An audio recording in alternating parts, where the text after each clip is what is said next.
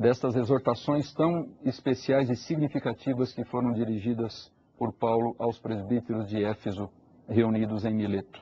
Primeira coisa importante que Paulo mostra é que foi o próprio Deus quem os colocou à frente da igreja. De modo característico, Paulo apresenta o fundamento doutrinário para o trabalho dos presbíteros. A vontade soberana do Espírito, o imenso valor da igreja, a cruz de Jesus Cristo e o ataque inevitável dos falsos mestres. Não foi a igreja, nem os apóstolos, quem deu este encargo aos presbíteros. Embora tenha havido a participação de instrumentos humanos nesse processo, o responsável principal pela colocação dos mesmos à frente do rebanho foi o Espírito Santo. Um segundo ponto muito importante diz respeito à tarefa destes líderes, que é supervisionar e administrar o povo de Deus. Essa é uma das passagens que demonstram que na Igreja Apostólica, presbítero ou ancião e bispo ou supervisor eram designações das mesmas pessoas. Nós vemos isso em outras partes do Novo Testamento. Segundo Paulo, na qualidade de bispos, os presbíteros são responsáveis pela supervisão, proteção, administração e cuidado do rebanho de Deus. E, muito importante, fazendo isso, eles estarão seguindo o exemplo do supremo pastor e bispo, que é o próprio Senhor Jesus Cristo, como vemos em 1 Pedro 2:25. Isso nos leva a um outro ponto muito importante relacionado com as atribuições desses oficiais, porque eles, de modo especial, deviam, e de maneira muito específica, pastorear o rebanho. A imagem do pastoreio associa as ideias de autoridade e liderança com as de abnegação, bondade, sabedoria, esforço, cuidado amoroso e vigilância constante. Pastorear significa governar a igreja de Deus, proporcionar liderança e orientação, ensinar e corrigir com base na palavra de Deus e oferecer proteção contra os perigos que ameaçam a vida da igreja. Um outro ponto importante, eles também devem proteger o rebanho de Deus. Um dos seus principais deveres é a vigilância constante, primeiro sobre si mesmos e depois sobre a igreja. Eles devem cuidar da sua própria vida espiritual, andando diariamente com Deus e alimentando-se por meio da oração e da palavra. Assim, estarão em condições de cuidar do bem espiritual do rebanho e de protegê-lo dos lobos vorazes mencionados pelo apóstolo, dos perigos que os ameaçam na forma de pecados e distorções da fé. E ainda um ponto muito importante nessa conexão é o fato de que eles devem estar profundamente conscientes do imenso valor da igreja. Ela é a igreja de Deus. Não pertence aos presbíteros, aos apóstolos ou a qualquer pessoa. Deus chamou à existência o seu rebanho e o protege, sustenta e nutre. A redenção da igreja custou a Deus um alto preço, o sangue de Cristo. Assim, os presbíteros são os mordomos e administradores que o Senhor colocou à frente do seu povo e devem estar conscientes da grande honra e da imensa responsabilidade que isso representa. Isso nos leva à consideração do presbiterato nas epístolas, começando pelas epístolas pastorais, ou seja, aquelas últimas epístolas escritas pelo apóstolo Paulo que temos no Novo Testamento.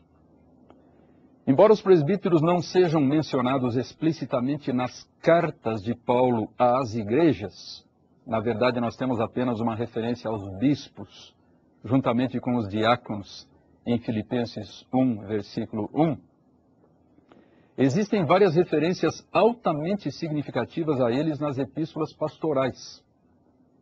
Partindo do fato claramente estabelecido de que presbíteros e bispos são os mesmos oficiais, temos uma primeira referência a esses oficiais em 1 Timóteo 3, de 1 a 7, onde existe uma detalhada enumeração das suas qualificações morais, intelectuais e espirituais para esse elevado ofício. Nós temos, na parte inicial dessa passagem, o seguinte: fiel é a palavra. Se alguém aspira ao episcopado, excelente obra almeja. É necessário, portanto, que o bispo seja irrepreensível, e vemos logo em seguida a enumeração das suas qualificações. 2 capítulos adiante, ou seja, em 1 Timóteo 5, Paulo fala das obrigações mais importantes dos presbíteros: liderança, orientação, ensino, e também dos perigos a que eles estão sujeitos. Diz Paulo: devem ser considerados merecedores de dobrados honorários os presbíteros que presidem bem, com especialidade os que se afadigam na palavra e no ensino. Na carta a Tito, Paulo exorta esse colega mais jovem a constituir presbíteros em todas as igrejas e arrola mais uma vez as qualificações que os mesmos devem ter. Diz Paulo: por esta causa te deixei em Creta, para que pusesses em ordem as coisas restantes, bem como em cada cidade constituísses presbíteros conforme te prescrevi. E é interessante que em 1 Timóteo 4,14 nós encontramos uma referência coletiva a esses líderes através da palavra presbitério. É a única vez que encontramos no Novo Testamento uma referência coletiva, utilizando esta outra palavra grega, traduzida por presbitério. E finalmente chegamos, nesta nossa revisão do ensino bíblico e neotestamentário a respeito do presbiterato, às epístolas gerais. As últimas referências aos presbíteros no Novo Testamento são encontradas nessas epístolas.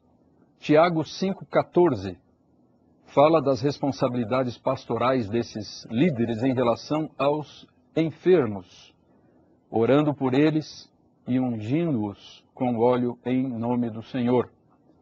A última passagem encontrada em 1 Pedro 5, de 1 a 4, é especialmente importante por várias razões. Em primeiro lugar, o apóstolo Pedro dá testemunho da existência de presbíteros em diversas regiões da Ásia Menor, que são aquelas regiões às quais ele dirige esta carta, e que temos descritas no primeiro versículo desta epístola. Em segundo lugar, aquele que é chamado por muitos o príncipe dos apóstolos se apresenta como um presbítero igual aos demais, não se coloca acima deles. Adicionalmente, à semelhança de Paulo em Atos 20, Pedro mostra que a principal responsabilidade dos presbíteros é pastorear o rebanho de Deus e fazê-lo de acordo com alguns critérios, de modo espontâneo, desinteressado e exemplar.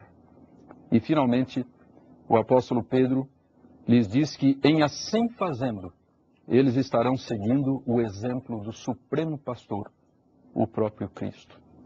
E assim encerramos este levantamento que julgamos extremamente relevante e útil para a melhor compreensão deste assunto, do que a Bíblia, como um todo, tem a nos dizer a respeito do presbiterato, das suas raízes no Antigo Testamento, através dos anciãos de Israel, e da maneira como essa instituição foi adotada e adaptada pelos primeiros cristãos para assim terem uma forma eficiente, uma forma bíblica pela qual as comunidades cristãs pudessem ser dirigidas e orientadas de acordo com a vontade de Deus.